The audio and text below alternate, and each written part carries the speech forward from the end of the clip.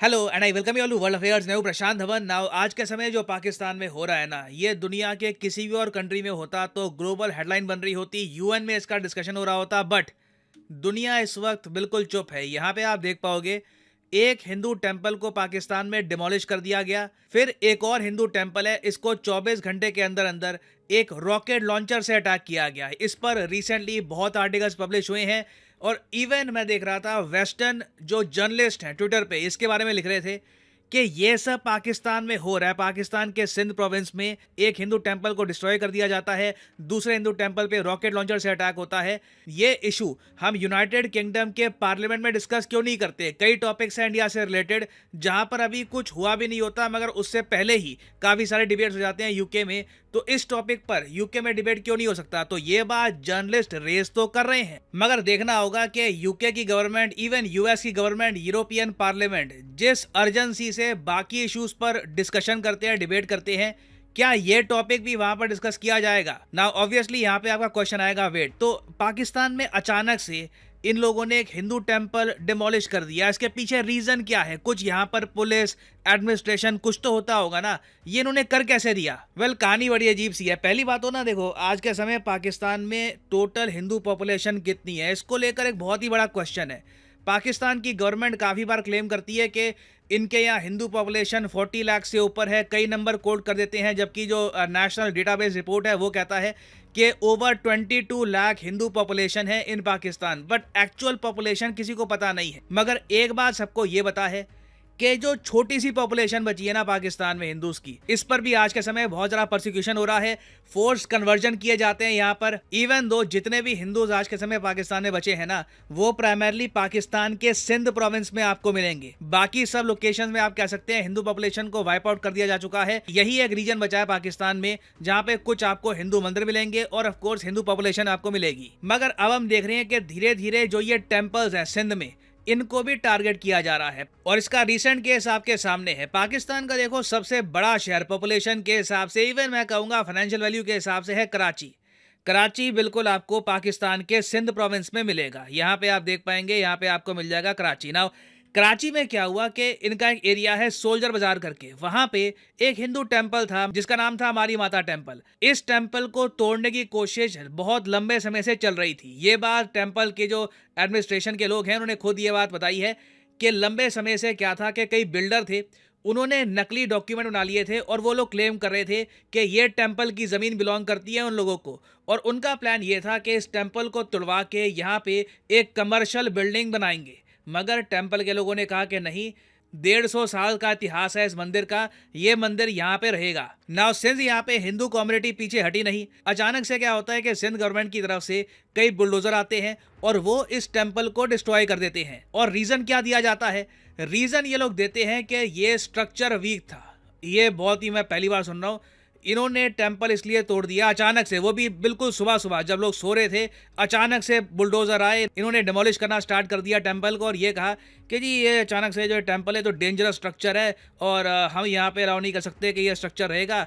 और अब हिंदू कम्युनिटी को पता है इवेंचुअली होगा क्या, करप्शन से जो ये लैंड है ये कमर्शियल बिल्डिंग के लिए अलॉट कर दिया जाएगा और यहाँ पे ये लोग एक कमर्शियल बिल्डिंग इवेंचुअली बना देंगे। और ऐसा नहीं है पाकिस्तान में, ये मैं पहली बार सुन रहा हूँ, ये इनके यहाँ एक फॉर्मूला, रटा रटा फॉर्मूला है।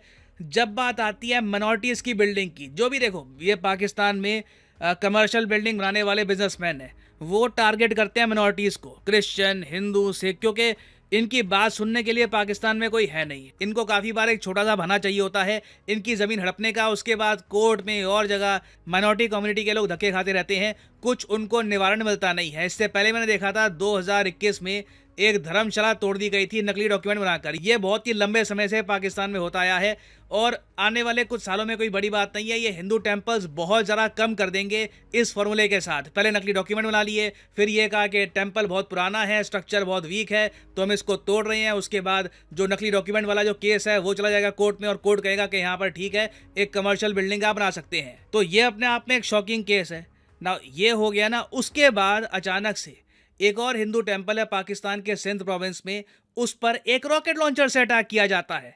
और इसका रीज़न बहुत शॉकिंग है। देखिए जो ये लोग थे, करीब बताया जा रहा है 7 से 8 लोग आए, इन्होंने रॉकेट लॉन्चर से, बंदूकों से अटैक करना स्टार्ट कर दिया हिंदू कम्युनिटी के घरों पर, मंदिर पर। हालांकि मंदिर यहाँ पे डिमोलिश नहीं हुआ, ऐसा नहीं है कि रॉकेट लॉन्चर से पूरा जो टेम्पल है ये डिस्ट्रॉय हो गया है, कुछ डैमेज आया है। मगर इस सब का रीज़न बहुत ही शॉकिंग है। देखो, आपने रिसेंटली एक केस सुना होगा सीमा हैदर का। सीमा हैदर एक पाकिस्तानी नेशनल है।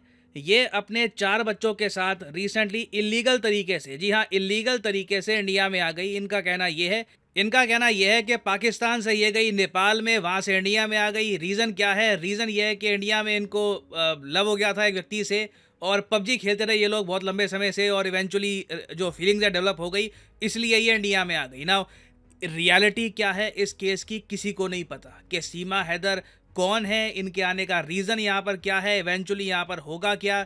अभी के लिए बताया जा रहा है कि उत्तर प्रदेश का जो एंटी टेरर स्क्वाड है, ATS, वो बहुत ही जल्द कुछ बड़ा एक्शन लेगा इसके रिगार्डिंग। मगर पाकिस्तान में देखिए, कई लोग सीमा हैदर का केस देकर बहुत ही गुस्सा हैं। इनको ये बात देकर काफ़ी गुस्सा आ रहा है कि एक 4 बच्चों की माँ अपना परिवार, अपने रिलेटिव, सब कुछ पाकिस्तान में छोड़कर इंडिया में जा सकती है। ऑलरेडी इनके जो रिलेटिव्स हैं पाकिस्तान में, इनके जो पड़ोसी हैं, रिलेटिव्स हैं, ये लोग कह चुके हैं कि she is no longer a Muslim. इनको ये वापस एक्सेप्ट नहीं करेंगे। जो इनके बच्चे हैं उनको एक्सेप्ट कर लेंगे, मगर ये इंडिया में ही अब रहे। ना इस इशू को लेकर, ना सीमा हैदर के इशू को लेकर, पाकिस्तान में कई ग्रुप्स हैं, रेडिकल ग्रुप्स हैं, जो वैसे ही माइनॉरिटी को टारगेट करते हैं। उन लोगों ने ये कहा है कि हम सीमा हैदर का बदला लेंगे, जो सीमा हैदर ने किया है उसका बदला वो निकालेंगे पाकिस्तान की हिंदू कम्युनिटी पर। तो कुछ रिपोर्ट्स ये भी क्लेम कर रही हैं कि जो अटैक अभी रिसेंटली हुआ है रॉकेट लॉन्चर से, उसका कनेक्शन कहीं ना कहीं सीमा हैदर की स्टोरी से है। और ऐसा नहीं है कि ये सब अटैक सिर्फ पाकिस्तान में ही हो सकते हैं।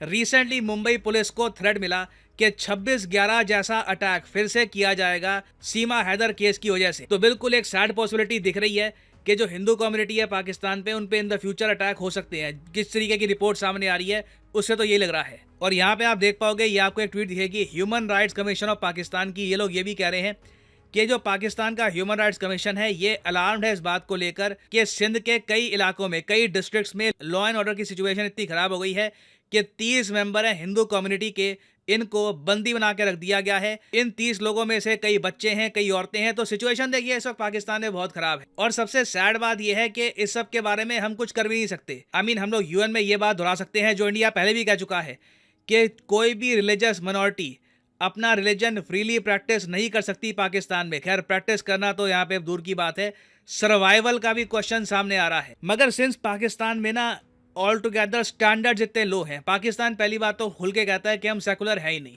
तो वैसे ही इनसे एक्सपेक्टेशन वर्ल्ड कम्युनिटी की काफ़ी कम हो जाती है। उसके अलावा सिंस इस कंट्री में इतने सारे पॉलिटिकल इश्यूज वैसे ही हैं, जो रिलीजियस कम्युनिटी पे अत्याचार हो रहे हैं ना, ये बात कहीं ना कहीं दब जाती है। और आप खुद इमेजिन कर सकते हैं, कल को US कुछ स्टेटमेंट दे भी दे कि हिंदू कम्युनिटी पे जो अत्याचार हो रहे हैं पाकिस्तान में गलत है, पाकिस्तान को कुछ उससे फर्क पड़ेगा नहीं। कुछ इनके एक्सपेक्टेशन नहीं है खुद से कि हमें एक स्टैंडर्ड मेंटेन करके रखना है, हमारी इमेज है दुनिया में, इनको कोई फर्क पड़ेगा भी नहीं इससे। तो इंडिया को अब देखिए क्या करना चाहिए। मेरा मानना यही है कि इवेंचुअली देखो, पाकिस्तान में पॉलिटिकल क्राइसिस जैसे बढ़ेगा, इकोनॉमिक क्राइसिस बढ़ेगा, पॉसिबिलिटी है कि बहुत ही बड़ी संख्या में पाकिस्तानी हिंदूज इंडिया की तरफ आए, और इंडिया को कहीं ना कहीं एक प्रॉपर रेफ्यूजी पॉलिसी बनानी होगी। अभी के लिए वैसे मैं आपको बता दूं कि India refugee convention and the protocol का सिग्नेटरी नहीं है। ये अपने आप में बहुत बड़ी बात है। तब भी हम लोगों ने अपने देश में 40,000 रोहिंग्या मुसलमानों को शरण दी है। तो इन द फ्यूचर पॉसिबिलिटी है कि जो सिचुएशन बन रही है इंडिया के नेबरहुड में, इंडिया में और भी ज़रा रेफ्यूजीज आएँ, तो उसके लिए हमें प्रिपेयर रहना होगा ना। फाइनली मैं आपसे यहाँ पर पूछना चाहूँगा कि इस पर्टिकुलर केस में आपके हिसाब से इंडिया के पास क्या क्या ऑप्शंस हैं, हम क्या क्या कर सकते हैं? लिखेगा इसके बारे में कमेंट सेक्शन में, मैं जानना चाहूँगा आपका ओपिनियन। और फाइनली यहाँ पर मैं ये भी ऐड कर दूँ कि आप किसी भी एग्जाम की तैयारी कर रहे हैं, चाहे SSC, UPSC, बैंक, आप परचेज कर सकते हैं अनअकैडमी के क्वालिटी कोर्सेज। कमेंट सेक्शन में जाइए, पिन कमेंट में यहाँ पे आपको मिलेंगे link. For example let's say आपको प्रिपेयर करना है UPSC के एग्जाम के लिए, तो UPSC के लिंक पर यहाँ पर करिए क्लिक, और यहाँ पे आप परचेज कर पाएंगे अनअकैडमी का UPSC कोर्स। बट जो प्राइसेस यहाँ पर लिखे हैं, don't ever pay these prices. Simply यहाँ पर कोड डालिए PD10 and the prices will start falling and you will be able to save a lot of money. So use the code PD10 and save money. और इसी note के साथ ये है video का अंत। Thank you for listening. May the gods watch over you.